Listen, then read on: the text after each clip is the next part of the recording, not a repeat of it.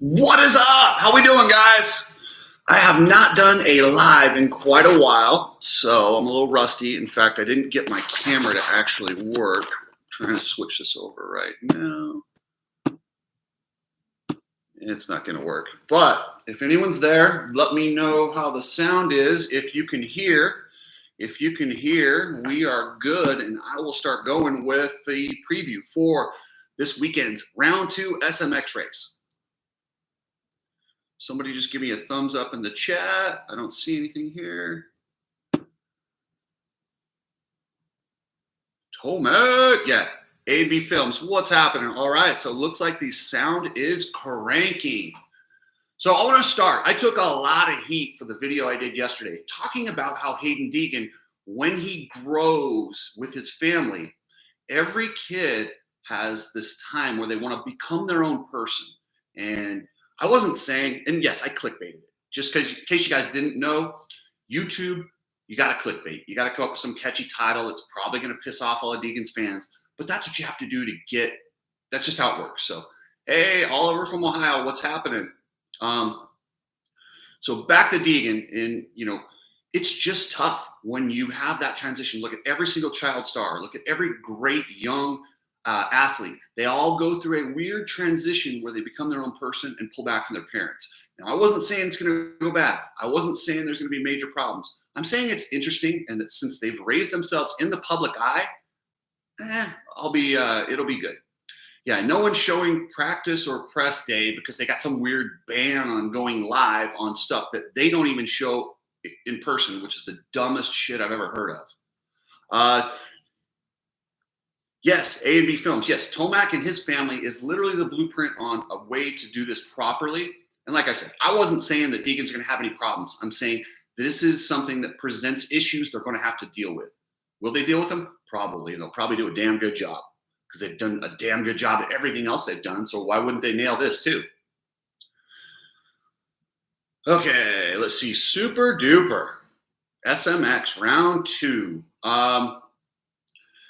I'm a little worried about Hayden Degan this weekend because nobody talked trash on him. In fact, in the press conference, RJ was very honest about how Hayden had put a ton of pressure on him and he kind of switched lines and he felt the danger, as he said. Props to RJ for that. Smart move. Don't steer into it. Compliment him. Tell him how great he is. And then you go out there and you just lay the wood. I don't think RJ is going to win. I do 100% believe Mika. What's happening? Mob member, thank you. I very much appreciate that, Mika Carpenter. Where was I at? Degan and his pressure, they don't have anything on him. I don't think RJ's going to win tomorrow, but he's got a very good chance. And I don't know if you guys watched the gambling show. They screwed up on the odds. He was supposed to be 12-1. They put him up at 33-1. And if you guys got in early, you got 33-1, which is insane for a guy who's, the reigning Supercross champion. I think that's a pretty good deal. And I'm crossing my fingers, guys. I really hope he wins. Josh S., what's happening? James Batty, Brian S., Sexton's career on the line. If he doesn't at least show up, he's toast. I totally disagree, but I'll get into that in a minute. One thing I want to point out is I saw Chance Hymas, and I did reach out to some people close to him. His knee is bothering him quite a bit. He tore his ACL. At some point, he has to have this fixed. The question is when. At first they're like, okay, well, it's fine. It's not bothering him. Let's just keep racing until it's an issue. Unfortunately, it's an issue now. If you see him with the brace, they say every time he dabs it, it flares it up. There's probably no stability in there. The problem with that is the longer he goes without getting it stabilized, every time he hits it, he's tearing up that meniscus and cartilage and delaying the life of his knee. As someone who's had knee replacement, you have a certain amount of time frame on that, on that injury.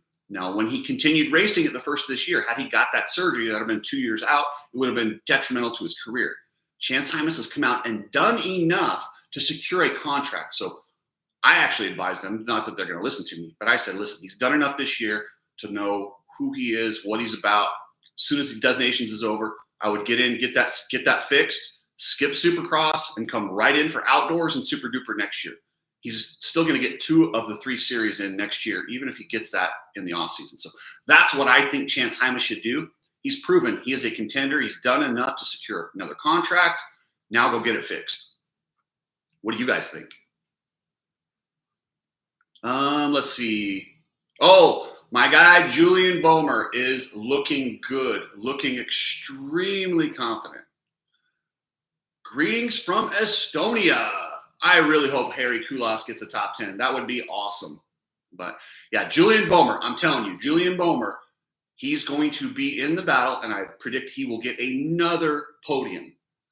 I don't have an update on Swole. I probably should have texted him. I didn't. He's a great guy. He never really hides that stuff from me. So, and I will have the top 5 in both classes at the end here, but I'm just getting through a bunch of the topics before I get there.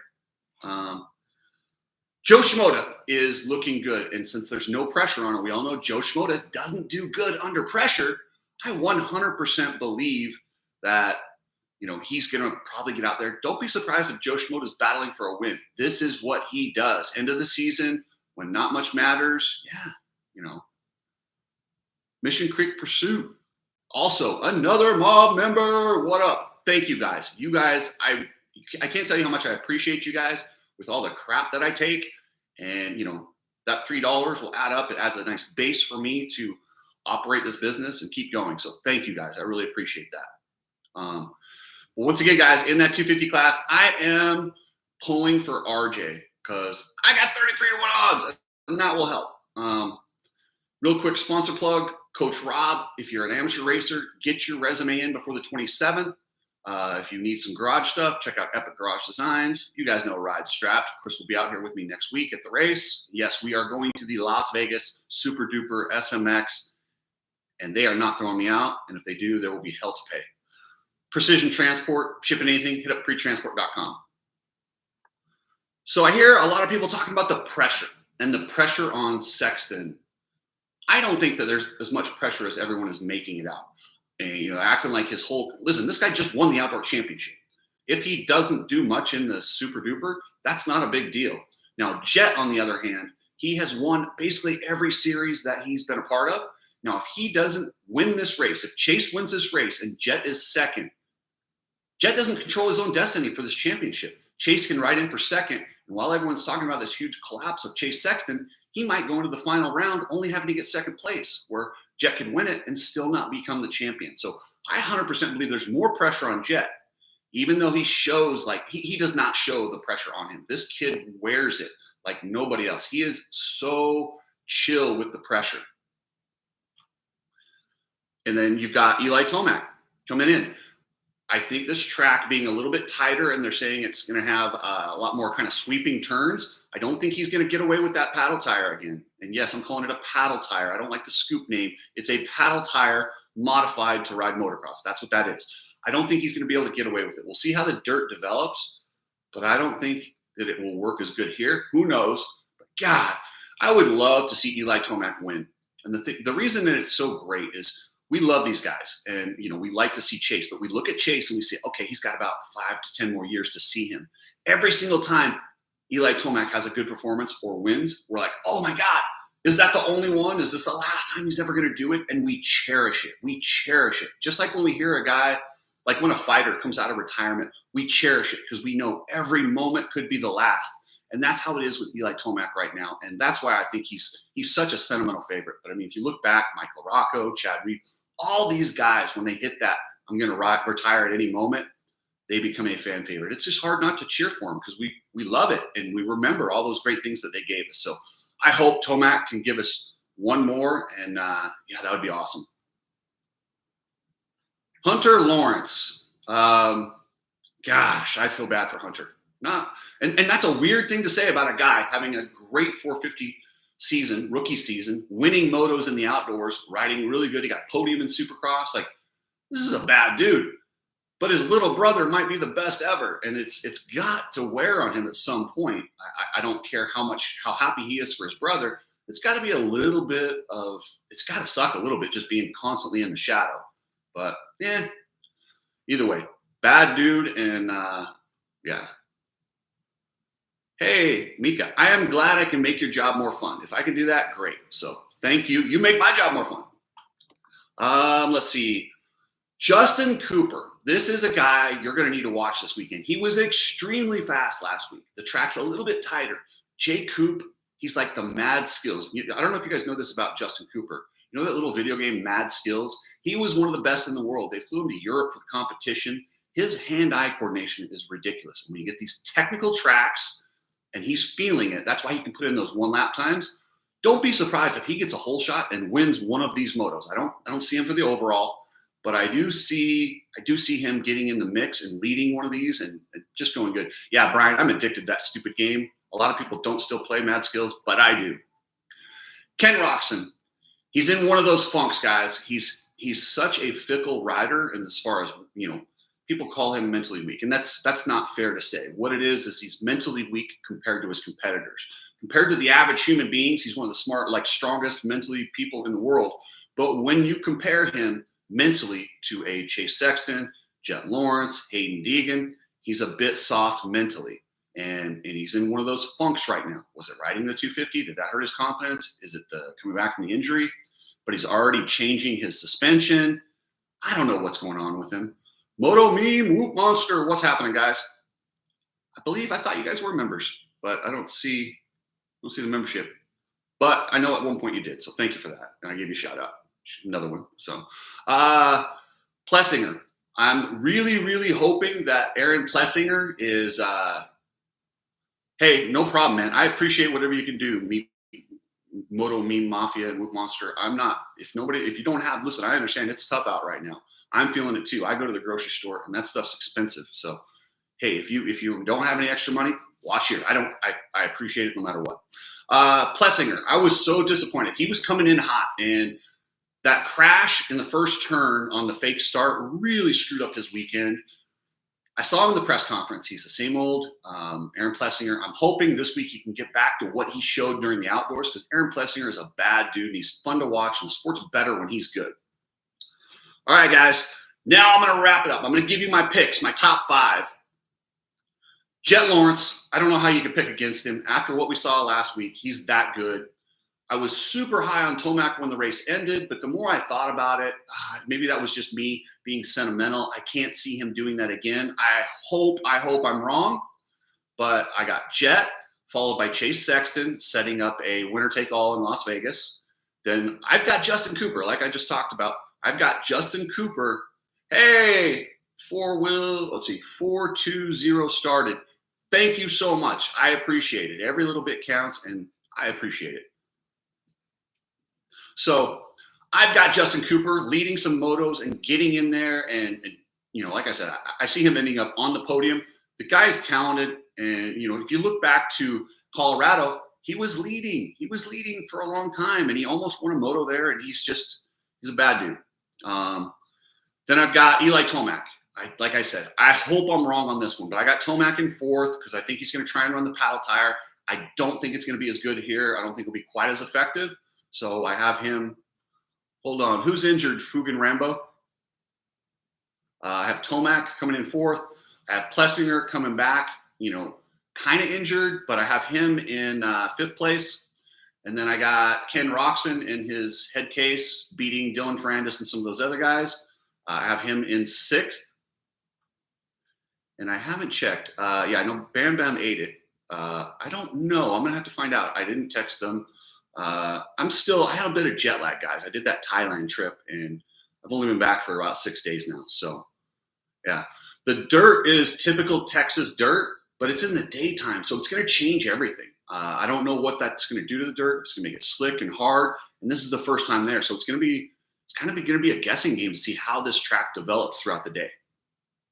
Okay, 250s. While I just said Degan is primed to be beat because nobody said anything negative about him, I don't know how after that performance you can't put him in the top. I have Degan number 1. I have Julian Bower number 2, same as last week, because Bower has all that confidence. He's a fast starter, and on these technical tracks and that type of dirt, that California dirt. John Clifford, sounds like the Thai girls took some energy from you. Dude, I'll tell you what, the heat in Thailand is no joke. Chewy baby, mob member, what up, dude? Yeah, rain would change everything. But yeah, I think Julian Bower is found his groove. He is a extremely talented rider, and he's not very good at outdoors, but he looked really good in the outdoor season. That will carry over to Supercross. He will be a contender in Supercross this year. RJ Hampshire, as much as I want him to win, I don't know that he will. I'm crossing my fingers, guys. RJ, please get it done. I could use the money. I got him in third. Joe Shimoda, quietly, is going to sneak in there. Patrick Farrell, what's happening? Don't count out McAdoo. Sorry, I'm counting out McAdoo. He didn't look good. He didn't look good last week. He was out all year. I don't know.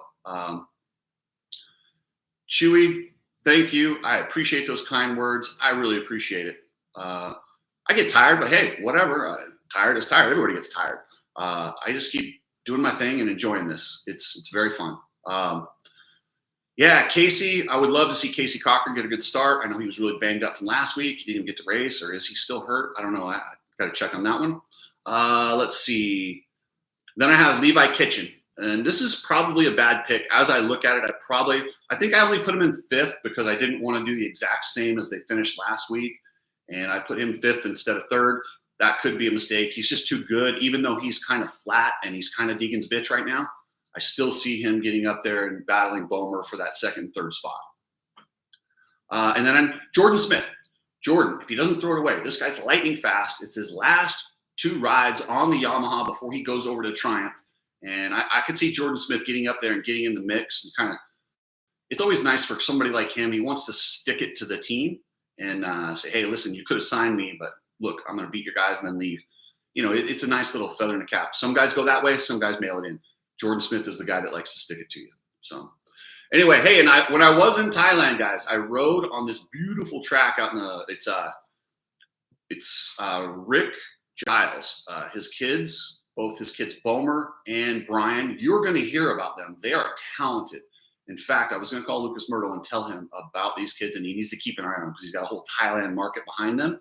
These kids are great, but I rode at their private track in the mountains. It was beautiful. If you go on my Instagram, I'm going to do a full Thailand video next week showing all that stuff and what happened. And then Mark Savage, man, it sucks. His thing keeps getting rained out, his 24-hour attempt, but he couldn't have been a better host. I had so much fun. And Curtis, who I told him, I was like, dude, thank you so much for letting me ride your bike, use your gear. I mean, it was awesome because I was not planning on riding, but I saw the track and I could not hold myself back. Curtis has a Powersports Software development. So if you work in a dealership and you deal with Lightspeed and you're tired of them charging you too much and doing too much, go to ZIIDMS. I put a link in the description and check out his system. It's actually less money and better than Lightspeed. So anyway, guys, that's all I got for you. Moto means mafia. Dude, I was not ripping. I was out there riding smart because I was in the middle of a scary area. Hadn't been on a bike in 4 to 5 years. But I had fun. I did rev it a little bit for the camera, so it looked kind of decent. Yeah. So anyway, I'll answer a few questions, and then I will let you guys get back to your Friday. And I'll be back with videos this weekend. Cooksey got Motohead in his blood, right, baby? Yes, I got Moto in my blood. It doesn't go away. And I had knee replacement. I wanted to sit out for a little while, but I did, like I said, that was the first time I've been on a bike since I had knee replacement. My knee works great. It works better than it did before. I wish I would have done this 10 years ago. And I know a lot of people have not had that same experience with knee replacement, but mine was so bad that my doctor, he's done thousands of them, and he said mine was one of the worst he's ever done. And for him to say that, I was like, oh, okay, well, I'm glad I finally got it done. And the way it feels in comparison, yeah, I probably got to get my right one done, but I'm going to wait until it's really bad so that when I get the new one, it still feels good. So anyway, guys, are you sure you're going to be able to get into Las Vegas? Yes, I am. I have some secrets that I will get in, and I'm not scared. And then, yeah. And I did get some calls from people around the facility at Budds Creek that said it wasn't them. It was MX Sports. And they planned it. They did it. They didn't want to be a part of it, and they were embarrassed that happened at their track. So, you're going to get kicked out at the SMX. I'd go in disguise. No chance, man. I'm not going in disguise. They can kiss my ass. And if they throw me out, it's going to get real interesting. It would be a bad move on their part if they're smart. Here, let me just give them some free advice. If somebody is telling the truth about your company and you don't want them at your events, just stop talking. Just If they were to just leave me alone, I would get less publicity. It would be less of a problem for them. If they throw me out, it just shows you how evil, and it really validates everything I say. So MX Sports, Feld, your smart move, just let me go do my thing. Let me go talk about the races. Let me go talk about the things that I see. Is what it is. So Davey Coombs versus Cooksey on the gate. Winner takes AMA rights. I don't know, man. Davey rode pretty good back in the day, and I don't ride that good these days, so I don't know. I'll take him in a cage. How about that? That I will take him on. But on the track, I don't know if I want to put your rights on the line. We might have to get somebody a little faster than me to do that. So, all right, guys. Thank you so much. I appreciate the mob so much. You guys kick ass. Chewy, Mika, all you members. I really appreciate you guys. So have a great Friday.